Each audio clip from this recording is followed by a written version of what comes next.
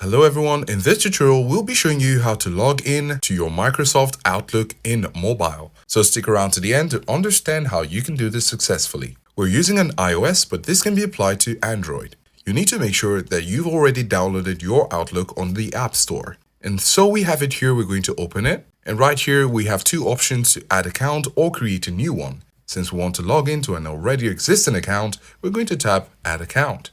And here you get to put the email address. And then we're going to tap on Add Account. And then right here, we're going to click on Next. Then we get to put our password. And there will be a two-step verification if you have that activated on your account. When you're prompted, you'll need to verify with another device or with whatever means you have set up in your security options.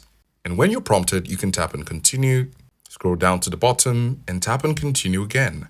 There might be other prompts to tap on Next. You can go ahead and tap on Accept, Continue to Outlook. And then you might be asked if you'd like to add another one. We're going to say maybe later because we already added one.